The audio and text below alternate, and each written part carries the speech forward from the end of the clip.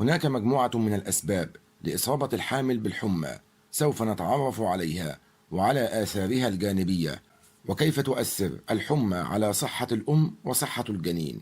تابعونا في الحلقة.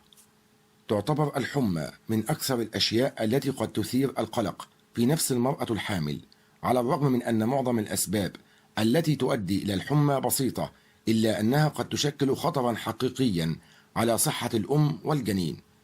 فأثناء الحمل يؤدي الجهاز المناعي دورا مضاعفا في الدفاع عن الأم والجنين، وبالتالي هذا يؤدي إلى ارتفاع خطر الإصابة بأمراض معينة تسبب في النهاية ارتفاع في درجة حرارة الجسم أو الحمى. وللإجابة على سؤال هل الحمى خلال الحمل تؤذي الجنين، والذي هو موضوعنا اليوم، علينا التعرف أولا على الأسباب التي تؤدي إلى إصابة المرأة أثناء الحمل بالحمى وما هي الآثار الجانبية. هناك مجموعة من الأسباب التي تؤدي إلى ارتفاع درجة الحرارة عند الحامل. أولا، البكتيريا الليستيريا. تصاب الحامل بهذه البكتيريا عند تناولها الأطعمة أو المياه الملوثة. أما الأعراض المبكرة لها فهي الحمى وآلام العضلات والغثيان والإسهال. إذا انتشرت العدوى إلى الجهاز العصبي فقد يؤدي ذلك إلى الصداع أو تصلب الرقبة أو فقدان التوازن أو التشنجات، وقد تظهر الأعراض بعد بضعة أيام أو حتى شهرين بعد تناول الطعام الملوث. وفي بعض الحالات إن لم تحصل الأم على العلاج في الوقت المناسب فإن الإصابة بالليستيريا قد تؤدي إلى حدوث الإجهاض أو الولادة المبكرة أو موت الجنين. ثانيا، التهاب المسالك البولية. ووفقا للمراكز الأمريكية لمكافحة الأمراض والوقاية منها CDC، فإن حوالي 10% من النساء الحوامل يصابون بعدوى المسالك البولية أثناء الحمل.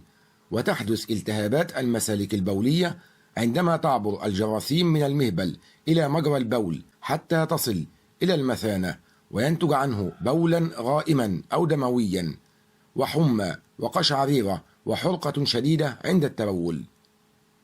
وإن معظم عدوى الجهاز البولي ليست خطيرة إذا تم علاجها على الفور بالمضادات الحيوية والكثير من السوائل، لكن إذا أهملت المرأة العلاج فقد تنتقل العدوى إلى الكليتين وتسبب في مجموعة متنوعة من المضاعفات أثناء الحمل، مثل حدوث الولادة المبكرة وانخفاض وزن المولود عند الولادة.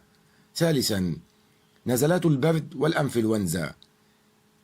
إن نزلات البرد والأنفلونزا هي سبب رئيسي للحمى أثناء الحمل، وتشمل الأعراض الحمى والسعال والتقيؤ والغثيان. وقد يكون لارتفاع درجة الحرارة الشديدة المصاحبة لنزلات البرد والأنفلونزا، والتي قد تصل في بعض الأحيان إلى أعلى من 38 درجة مئوية، في هذه الحالة تشكل خطر كبير على صحة الأم والجنين، خاصة خلال الثلاثة أشهر الأولى من الحمل، وهي الفترة التي يتكون بها الجهاز المركزي للجنين. لذلك فإن إصابة الأم بحمى شديدة قد يسبب تشوهات خلقية للجنين.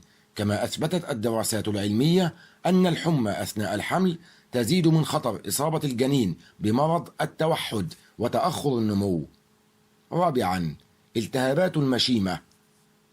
إن التهابات أغشية المشيمة هي عدوى بكتيرية قد تحدث عندما تنتقل البكتيريا الموجودة في المهبل إلى الرحم وتصيب أغشية المشيمة القريبة من السائل الذي يحيط بالجنين أثناء الحمل، ويمكن أن تسبب هذه الحالة تسمم في دم الأم. أما بخصوص أعراض التهابات المشيمة فهي الحمى وضربات القلب السريعة والتهابات في بطانة الرحم وجلطات الدم ورائحة كريهة للمهبل.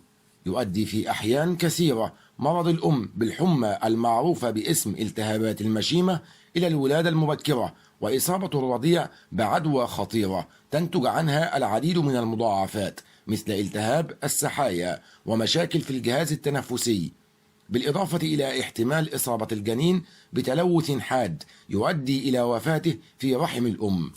خامسا، فيروسات الجهاز الهضمي. إن فيروس الجهاز الهضمي يؤدي إلى عواقب وخيمة على النساء الحوامل، وذلك إذا ترك بدون علاج، وذلك بسبب الأعراض الجانبية المرافقة له، والتي تتمثل في انخفاض ضغط الدم والدوخة والضعف والإغماء والإسهال والقيء والجفاف. إن الجفاف يمكن أن يسبب تقلصات شديدة في الرحم، مما يؤدي إلى حدوث ولادة مبكرة، وترتبط هذه الحالة بالمواليد المبتسرين والأطفال الذين يعانون من قلة الوزن عند الولادة. سادسا، فيروس البارفو ب19.